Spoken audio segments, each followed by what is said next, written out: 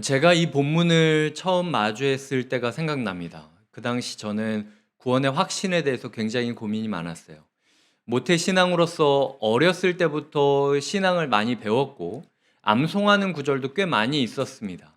그리고 어머니는 전도사였고, 거의 대부분의 시간을 제가 교회에서 보내고 있었어요.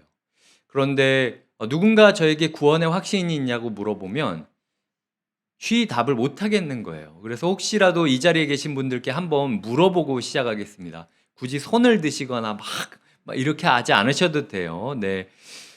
구원 받으셨습니까? 네. 구원 받았다라는 걸 무엇을 증거로 대시겠습니까? 사실은 이 말이 저에게는 굉장히 불편했어요. 그 확신이 뭐냐? 증거가 뭐냐?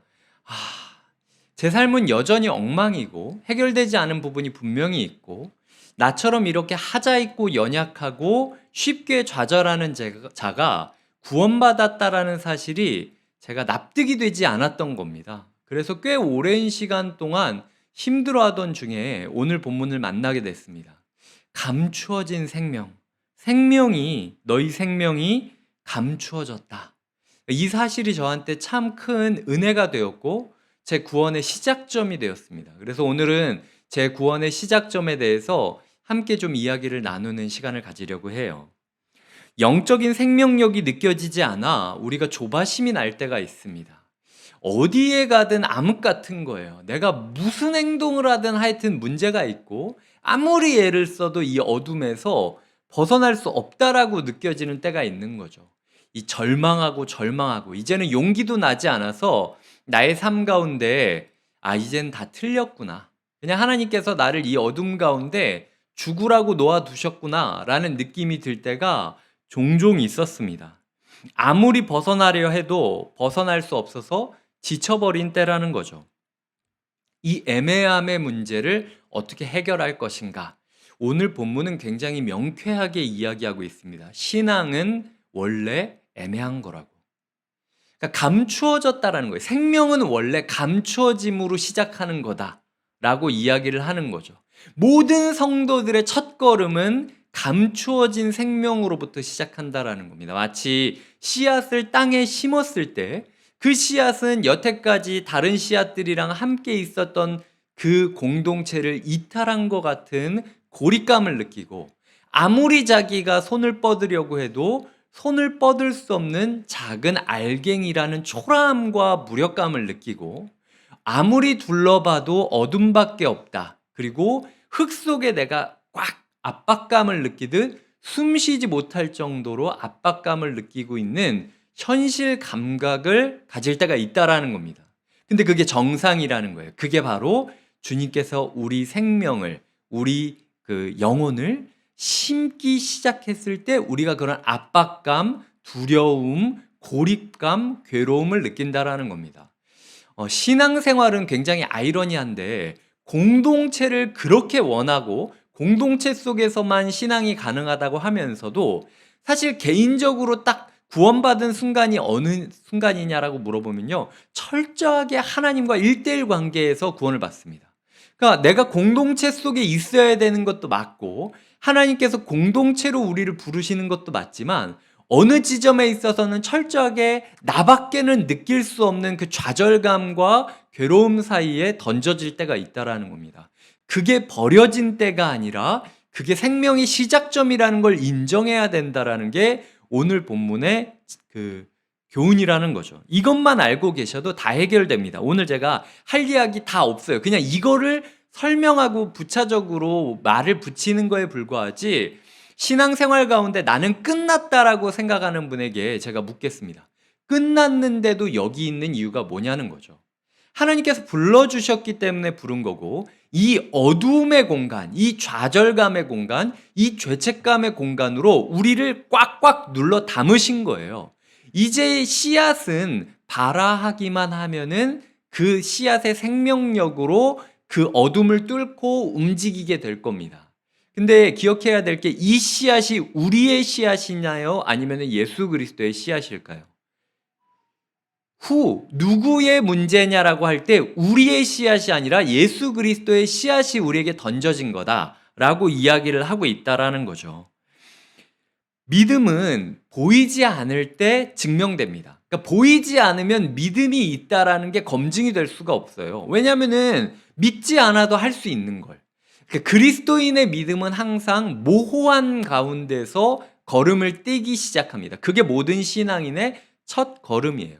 근데 우리가 생물학적으로 씨앗이 발화되는 그 현상에 대해서 자연 법칙도 알고 있고, 그리고 믿음이 있어야 구원받는다라는 그 명제 하나만으로도, 믿음이 있어야 구원받으려면 보이지 않는 곳이 전제되어야 된다라는 걸 알면서도 우리는 굉장히 모호한 가운데 있는 자신을 불편히 여깁니다. 그게 신앙의 시작점인데도 불구하고 하나님께서 나를 버린 좌절의 시작점으로 여길 수 있다라는 거죠. 제가 어떤 목사님 설교를 듣다가 그 목사님이 이런 이야기를 하셨는데, 애매함은 낙심할 일이 아니라 긴장할 일이고 감사할 일이다 라는 식의 이야기를 하시는 것을 들었어요. 그리스도인에게 있어서 애매함은 내가 하나님의 긴장감을 가지고 이 시간을 잘 견딜 수 있느냐까지만 가능한 겁니다.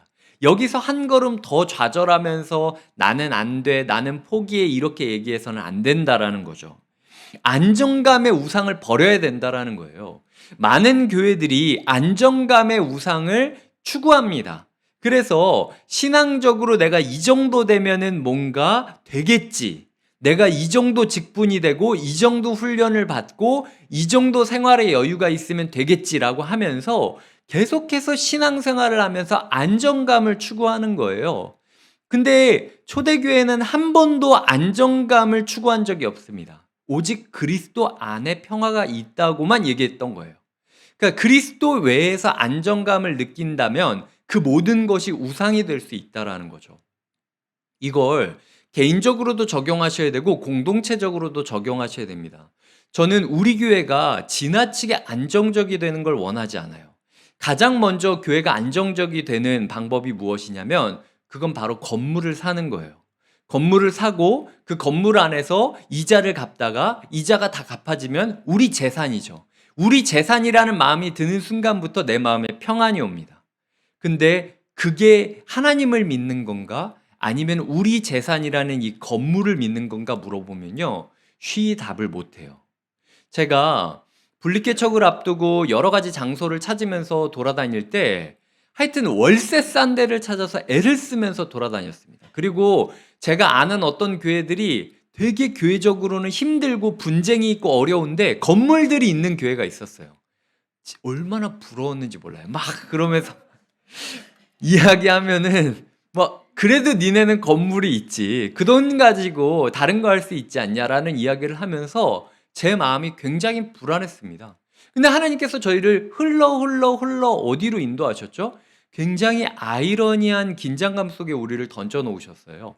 코맥스라는 정말로 듣도 보도 못했던 공간으로 우리를 던져 놓으실 뿐만 아니라 그 코맥스도 매주 상황이 바뀌고 있습니다. 그러니까 주일에는 코맥스에서, 주중에는 이 주중 공간에서 묘한 긴장감을 가지며 살아가고 있는 거예요. 이도저도 아닌 것. 어떻게 보면은 여기에 주중 공간에 돈을 들일 필요가 있나라는 생각이 들고, 어떻게 보면은 또 코맥스 앞날이 보장되지 않은 곳인데 여기에 꼭 100% 신뢰하면서 있는 게 과연 맞는 건가? 이러다가 뒤통수 맞으면 어떻게 하나? 이런 생각이 들 수도 있다라는 거죠. 근데 하나님께서는 오히려 이 불안함 속에서요, 우리 교회를 누구보다도 안정되게 지금 만들어가고 계세요. 우리가 지금 뭔가 돈이 있어서 행복하고 돈이 있어서 모이고 이런 거 아니지 않습니까? 여전히 보시면 하나님께서 딱 맞게 사용할 수 있을 정도의 돈을 허락하시고요. 솔직히 지금 제가 딱 봤을 때 한 500에서 1000 정도, 뭐 거의 한 1000 정도 그 계속 플러스인 상태로 하나님께서 인도하고 계세요. 왜냐면은 제가 그 중원구에서 개척을 한다고 했을 때 많은 성도님들이 저한테 중원구는 돈이 없어서 안 된다, 어렵다라는 얘기를 하셨어요. 이게 남이 얘기한 게 아닙니다. 중원구에 사는 사람들이 다 저한테 얘기한 거예요. 다 여기 계신 분들 중에서 저한테 그런 얘기 하신 분들 계세요. 그러니까 우리도 우리의 신앙을 그 확실한 지점, 확실한 돈, 확실한 재산에 두려고 한다라는 거죠. 근데 돈이 있으면 어떻게 됩니까? 싸워요. 그래서 건물이 있으면 어떻게 됩니까? 그 건물 가지고 싸워서 망하는 교회들이 꽤 많이 있습니다. 하나님께서는 개인적으로도 우리에게 모호함, 애매함을 감당해라. 거기서부터 신앙이 시작된다. 라고 이야기를 하시고, 공동체적으로는 애매함, 모호함에 거기서부터 교회가 시작될 수 있다. 라고 이야기를 하고 있다라는 거죠. 요한복음 10장 10절 하반절엔 이런 구절이 나옵니다. 내가 온 것은 양으로 생명을 얻게 하고 더 풍성히 얻게 하려는 것이다. 그리스도 외에 어디서도 안정감을 찾으려고 하지 말아야 된다고 이야기 드렸습니다. 이 씨앗을 우리가 뿌렸습니까? 주님이 뿌렸기 때문이에요. 주님이 뿌리셨다면 주님이 뿌린 생명에서 반드시 싹이 트일 것은 주님이 보장한다라는 거죠. 나 자신의 능력을 가지고 이 모호함을 내가 벗어날 거라고 여기는 게 아니라 주님께서 반드시 이 시간을 견디게 하시고 나에게 생명을 주셨습니다. 라는 사실을 믿어야 된다라는 겁니다. 우리가 약하다고 느끼는 그 순간에도 생명은 일하고 있다라는 것을 믿어야 된다라는 거죠. 그래서 지금 이 자리에서 구원의 확신이 없고 반복되는 죄책감과 좌절감 속에 고립감을 느끼고 계시는 분이 있다면 그래도 견디셔야 돼요. 주님께서는 그게 생명이라고 이야기합니다. 그 감추어진 생명에서 은혜를 누리라 라고 이야기를 하고 있다라는 거죠. 일하시는 하나님을 믿으면 나머지는 주님께서 해주실 거라고 약속하고 있다라는 겁니다. 두 번째로 감추어진 생명이라는 것을요, 하우라는 관점으로 보게 된다면 주님 품 안에서 자신을 온전히 감추는 것을 배워야 한다라는 거죠. 이 감추어졌다라는 말에 어떤 수식어가 있는지 3절을 보겠습니다. 3절을 보시면 너희 생명이 감추어졌음이라 사이에 뭐라고 있냐면 그리스도와 함께 하나님 안에라고 기록이 되어 있습니다. 그러니까 우리가 그냥 숨겨져 있는 게 아니라 이 어둠이 우리를 좌절시키는 버려진 어둠이 아니라 우리가 누군가한테 이렇게 꽉 안겨 있으면 앞이 보이지 않잖아요. 하나님께서 우리를 의도적으로 품에 안아주신 하나님 품 안에 있다라는 의식을 하면서 살아가야 우리가 이 시간을 바로 보낼 수 있다라는 거죠. 제가 증거 구절 3가지를 들어서 설명드리겠습니다. 이사야 49장 2절입니다. 한번 읽어주시겠습니까? 시작.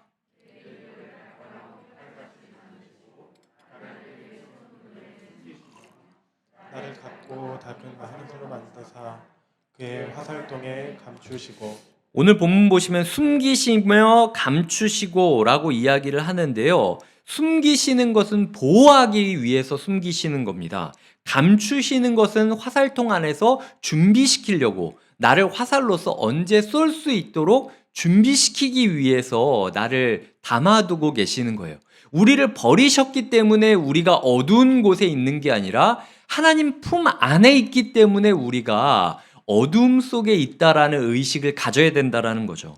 시편 27편 5절과 6절을 보면 여호와께서 환난 날에 나를 그의 초막 속에 비밀히 지키시고 그의 장막 은밀한 곳에 나를 숨기시며 높은 바위 위에 두시는데 이제 내 머리가 나를 둘러싼 내 원수 위에 들리리니 내가 그의 장막에서 즐거운 제사를 드리겠고 노래하며 여호와를 찬송하리로다 라고 이야기를 한다라는 거죠.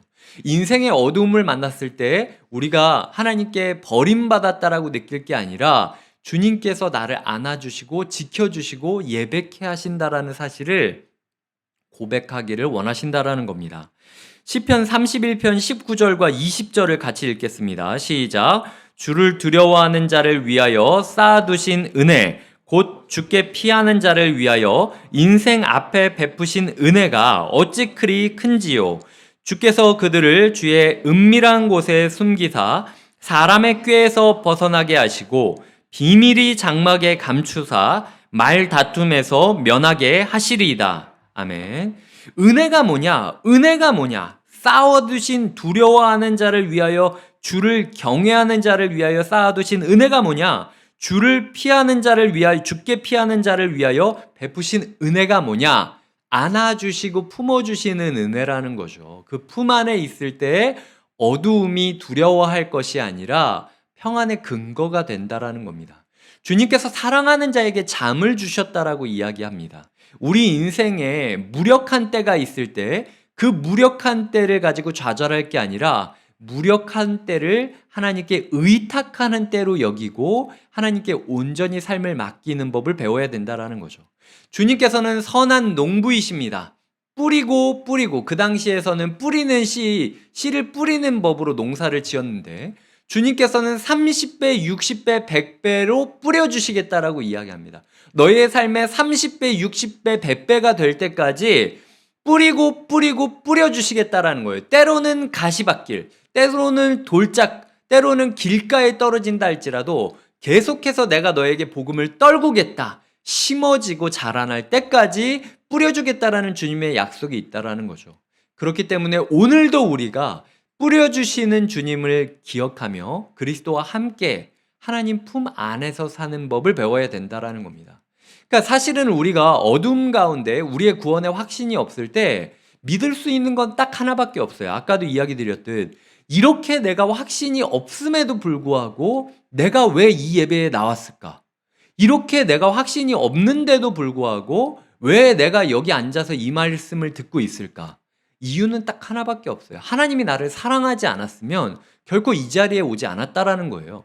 그러니까 너를 믿지 말고 구원의 근거를 너를 가지고 믿지 말고 내가 오늘도 너 같은 놈을 여기 불러줬다라는 사실을 신뢰하며 나한테 한번 베팅해봐라. 내가 반드시 너에게 싹이 트고 열매가 되게 해줄게 라고 약속하시는 하나님이 있다라는 거죠.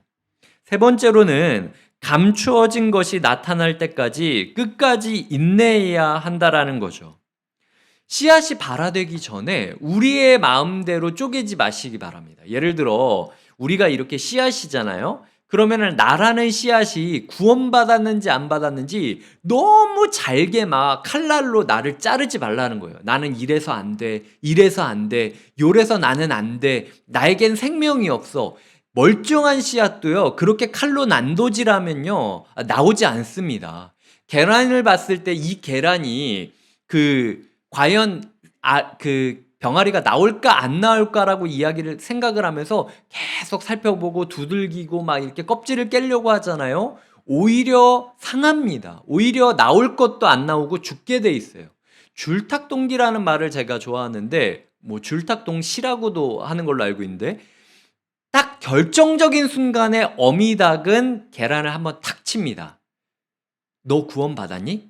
그리고 탁 치는 거예요. 그때가 되기 전까진 어쨌든 품고 계시는 거예요. 암탉이 이렇게 그 알을 품고 있듯 어쨌든 품고 있어야 되는 거예요. 우리가 다 자라고 준비가 될 때까지는 하나님께서 우리를 품고 계시다라는 거죠. 근데 자꾸 우리 구원에 대해서 우리가 제3자가 되어서 하나님도 가만히 있는데 우리가 자꾸 들쑤시면서 나 구원받았나 안 받았나 계속 송곳으로 찌르고 있으면 오히려 될 것도 안 될 수 있다라는 거죠.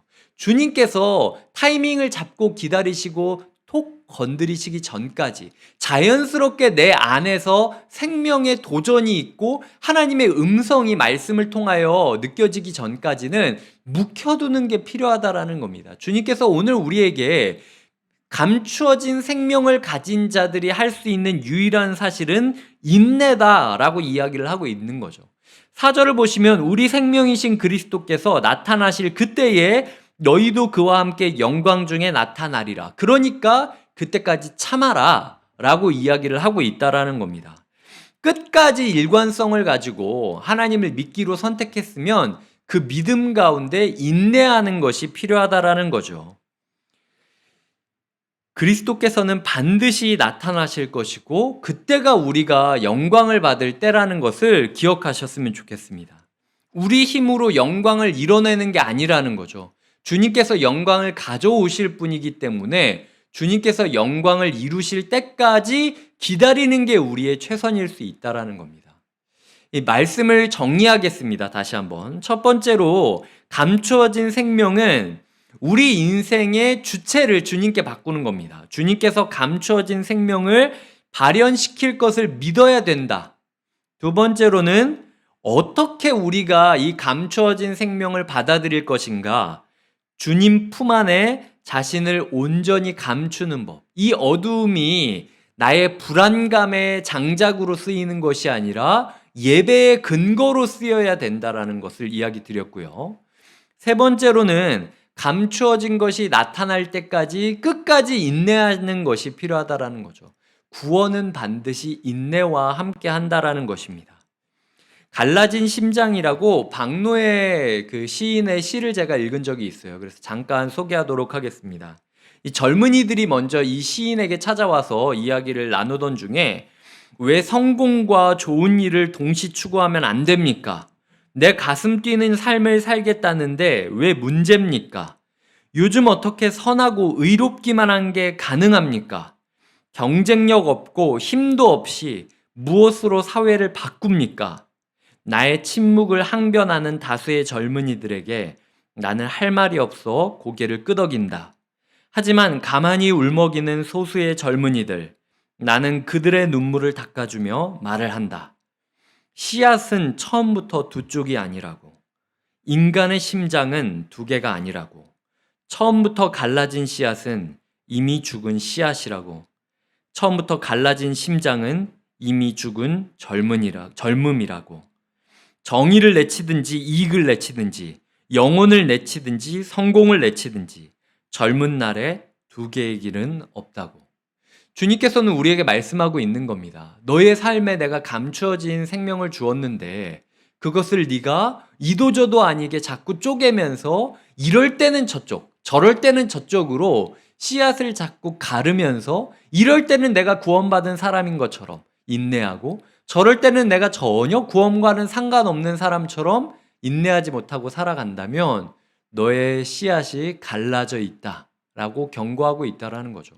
주님께서는 이도저도 아닌 삶을 살 것이 아니라 끝까지 견디라라고 이야기를 하고 있습니다. 그래서 오늘 우리가 읽은 골로새서 3장 초반부에 보면 위의 것을 바라보고 추구하라라고 이야기를 하고 있어요. 주님께서 우리에게 오늘도 구원받은 자로서 물론 너의 삶 가운데 구원의 증거가 희박하고 아직 구원이 씨앗이 움트지 않았지만 그럼에도 불구하고 복음의 씨앗을 갖고 있는 자로서 끝까지 견뎌내라, 일관성을 고수하라 라고 이야기를 하고 있다라는 거죠.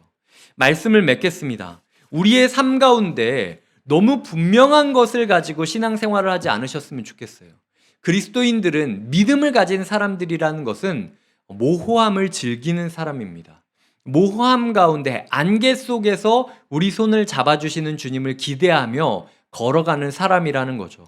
오늘도 우리가 예배를 드리고 갔을 때 도대체 이게 무슨 말인가? 나의 삶 가운데 이런 이야기를 듣고 싶었던 게 아니라 너 그래도 확실히 구원받은 거야 라는 말을 듣고 싶었다. 근데 하나님께서 나에게 모호한 게 당연한 거라는 어중간한 이야기를 주신다라는 게 화가 난다라고 하시는 분들도 있을 거예요. 하지만 그럼에도 기억해야 된다라는 거죠.